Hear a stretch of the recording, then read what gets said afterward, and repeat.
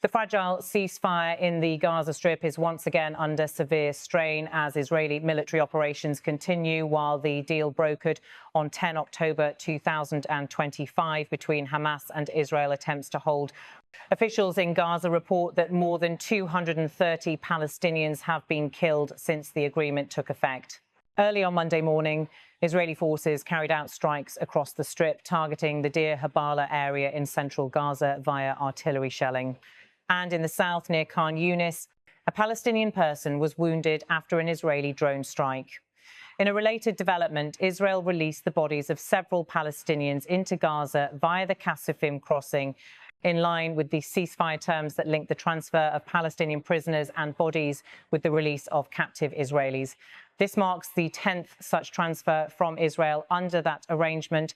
At the same time, Israel confirmed that 3 bodies received from Hamas overnight were those of Israeli captives, all 3 formerly serving as army officials. Their families have been notified. Israel says the search continues for the remains of 8 other captives still believed to be in Gaza. Images from Gaza show the search operations underway, heavy excavators and bulldozers working alongside International Committee of the Red Cross teams and Hamas's armed wing. These efforts reflect pressure from mediators on both sides to adhere to the Phase 2 actions of the ceasefire deal, despite repeated violations on the ground. In Gaza City's eastern Ashra and neighborhood, excavators and bulldozers began work early Monday in an area described by the Israeli military as a high-threat zone. According to a live report from Gaza, we saw earlier this morning the searching operation started in the eastern part of Ashra neighborhood. Members of Al-Qassam brigades, accompanied by ICRC teams, coordinating the process of retrieving the bodies of the 6 Israeli captives. Excavators, bulldozers are operating there from the early hours of this morning. Field correspondent, the site in question lies beyond the so-called yellow line to which Israeli forces were to have withdrawn under the ceasefire.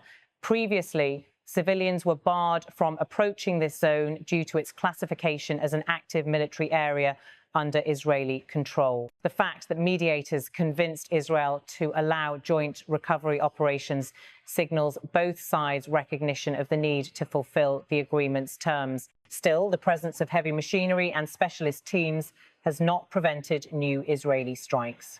While American and regional mediators insist that the truce remains in effect, reports of strikes targeting residential neighborhoods continue. Hamas has publicly accused Israel of deliberately violating the deal. What is happening in the eastern parts of Gaza in terms of the systematic destruction of neighborhoods has been viewed by the movement as a violation of the ceasefire agreement. We called on the mediators to enforce Israel upholding the terms of the agreement and to cease these military activities. Hamas spokesperson, from Israel's perspective, the military maintains that it is operating to eliminate threats that could endanger its forces still deployed beyond the yellow line. Ground forces in recent hours reportedly came under fire from areas in eastern Khan Yunis, Deir al-Balah, and other parts of Gaza City zones, which had been designated as non-combat zones under the ceasefire. We are eliminating and removing any potential threats that can impose significant danger for the Israeli ground forces who are operating beyond the yellow line. Israeli officials, civilian populations in Gaza remain deeply concerned. Residents say the strikes are expanding from peripheral zones into dense urban residential centres, complicating humanitarian access and putting non-combatants at heightened risk. At the same time, aid flows promised under the ceasefire remain disrupted. Entry points such as the Rafah Kasufim type crossings are still restricted.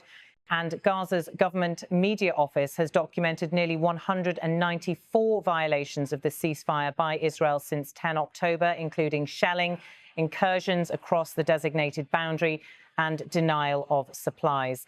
These developments highlight the precarious nature of the current deal. The first phase of the hostage and bodies exchange is moving ahead, yet the second phase, wider prisoner releases, withdrawal of troops beyond the yellow line, and a ramp-up of humanitarian aid remains uncertain and threatened by continued military action.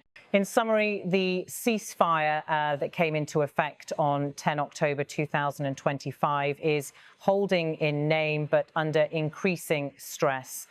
The exchange of bodies and captives is proceeding slowly. Recovery operations are underway in contested zones. Civilians in Gaza face renewed strikes, and both sides remain on alert for further escalation. Analysts warn that unless both agencies of the deal are fully implemented, including humanitarian access and troop pullback, the truce risks unravelling.